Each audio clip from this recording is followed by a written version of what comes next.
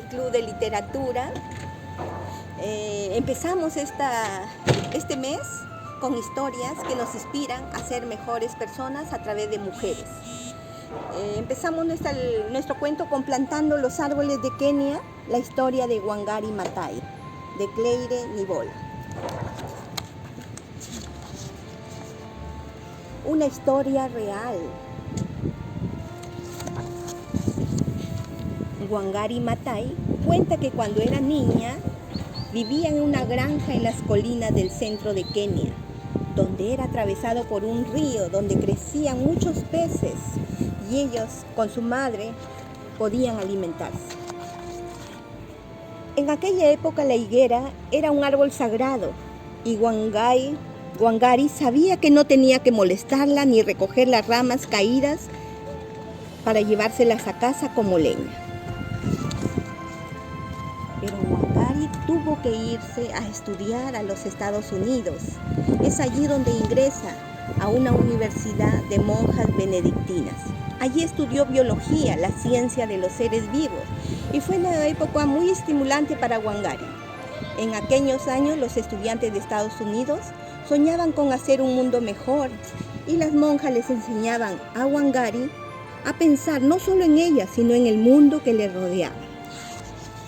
Wangari, pasados los 5 años, regresa un día a Kenia y ve que ya no está la planta de higuera y la gente se dedica a sembrar té para exportar. La gente ya no tiene que comer y va a las tiendas y ve a los niños débiles y enfermizos. Wangari se pone triste. Ve cómo la gente ahora tiene que caminar más para recoger leña, para cocinar y para calentar su casa. Ve cómo los animales también tienen que correr más caminos porque no hay alimento para ellos. Así que dice, ¿qué haré? Reunió a las mujeres y les comenzó a explicar cómo han olvidado de cuidar la tierra. Tenemos que hacer algo. Dices, cuando somos conscientes de que somos parte del problema, podremos llegar a ser parte de la solución. Así que tenía una idea. Parecía simple, pero era una gran idea. Llevó a las mujeres y les enseñó a recolectar las semillas, a hacer huecos en la tierra para recoger agua y empezar a hacer los plantones. Las mujeres empezaron el trabajo con sus hijos y es así como empiezan ellas sin saber leer y escribir, porque para sembrar no es necesario tantos estudios. No tenían que esperar que el gobierno les ayudara. Podrían empezar ellas a cambiar sus propias vidas. Los hombres, al ver que sus esposas, sus madres y sus hijas hacían de sembrar árboles, decidieron, las admiraron e incluso se unieron al trabajo de ellas. Wangari llevó a las escuelas para entregar a las niñas sus plantones y les enseñó a cultivar sus árboles.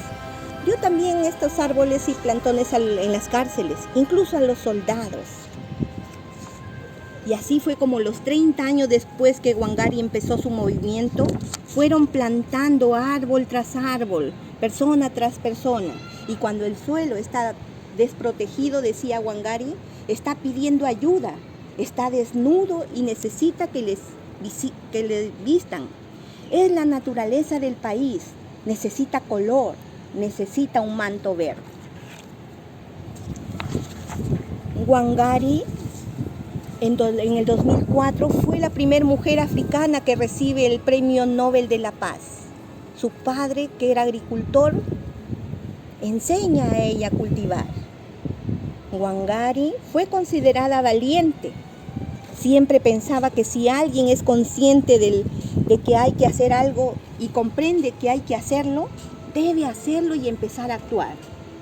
Wangari Maathai fue miembro del Parlamento de Kenia en el 2002 y ministra adjunta del Medio Ambiente en el Ministerio del Medio Ambiente y Recursos Naturales desde el 2003 hasta que falleció en septiembre del 2011.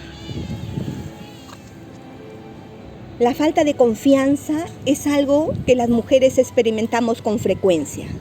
¿Cómo podríamos reforzar nuestra confianza? La mayoría de mujeres extraordinarias nos enseñarán cómo lo lograron. Es importante que las niñas conozcan los obstáculos que afrontarán en su vida. Es esencial superarlos y sobreponernos e ir eliminándolo para el futuro, como lo han hecho grandes mujeres. Las historias de estas mujeres que leeremos nos muestran el poder transformador de un corazón que confía. Deseo que ustedes, niñas, se convenzan de que el mejor éxito es llevar una vida llena de curiosidad, pasión y generosidad para explorar el mundo y afirmar con confianza: soy libre, leo más libros, tengo más cultura. Chicas, colorín colorado, este cuento se ha terminado. Hasta la próxima semana.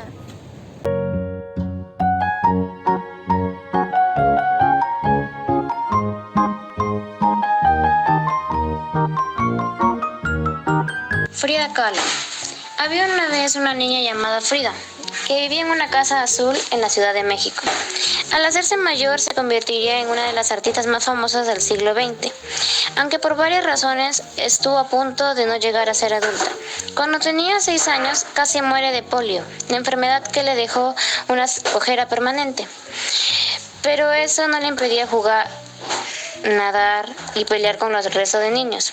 Luego, a los 18 años, sufrió un terrible accidente de autobús, en el que otra vez estuvo a punto de morir, y de nuevo pasó varios meses en cama. Su madre le construyó un caballete especial para que pudiera pintar recostada, pues Frida le gustaba pintar más que cualquier cosa en el mundo. Tan pronto como pudo volver a caminar, fue a visitar al artista más famoso de México, Diego Rivera. ¿Crees que mis cuadros son buenos?, le preguntó. Eran increíbles, audaces, brillantes y hermosos. Diego se enamoró de su obra y luego se enamoró de ella. Diego y Frida se casaron. Él era un hombre alto y robusto, que usaba sombrero de ala ancha. Ella se veía muy diminuta a su lado, por lo que la gente los llamaba el elefante y la paloma. Frida pintó cientos de hermosos autorretratos a lo largo de su vida, en los que aparecía rodeada de aves y los animales que tenía como mascotas. La casa azul en la que ella vivía sigue existiendo, tal y como ella la dejó, llena de color, alegría y flores. Isabel Allende, escritora. Hace no mucho tiempo vivía en Chile una apasionada joven llamada Isabel. Ella protestaba cada vez que la trataban de manera distinta por ser mujer. Cuando alguien le decía que no podía hacer algo por ser niña, su corazón ardía de indignación. A Isabel le encantaba escribir y le fascinaba la gente y las historias de sus vidas, por lo que decidió convertirse en periodista. Un día entrevistó a un famoso poeta chileno llamado Pablo Neruda. Tienes una imaginación muy vivida. Deberías escribir novelas en lugar de artículos periodísticos, le dijo el poeta. Años después, Isabel recibió una noticia muy triste. Su abuelo se estaba muriendo. Ella estaba lejos de casa en Venezuela y no podía volver a Chile a visitarlo. Así que decidió escribirle una carta. Una vez que empezó, se dio cuenta que no podía parar. Escribió sobre su familia, sobre gente viva y gente muerta. Contó historias de amor apasionadas. También lo hizo acerca de un cruel dictador, en terribles terremotos, poderes sobrenaturales y fantasmas. La carta era tan larga que se convirtió en novela. La Casa de los Espíritus fue un gran éxito de ventas que convirtió a Isabel en una de las novelistas más famosas de nuestros tiempos. Desde entonces ha escrito 20 libros más y ha ganado más de 50 premios literarios.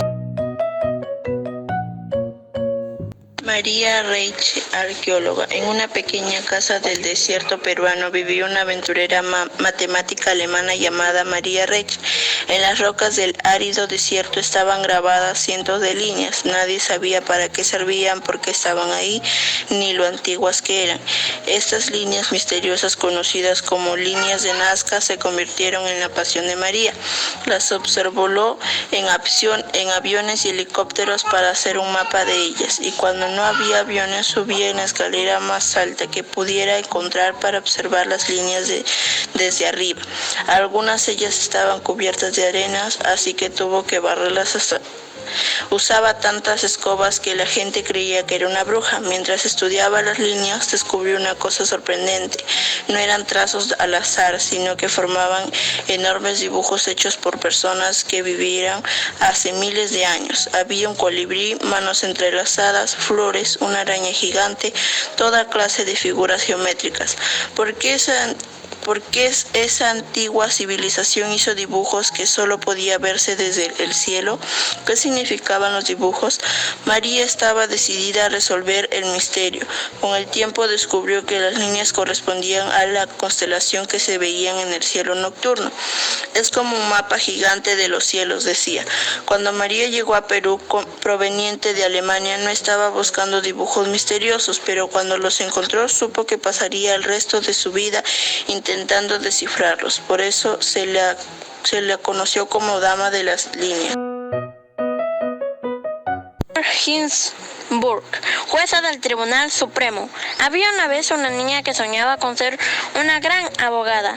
Abogada, le decían en tono burlón. No seas ridícula. Los abogados y los jueces siempre son hombres. Ruth se dio cuenta de que eso era cierto, pero no hay razón para que siga siendo así. Pensó para sus adentros.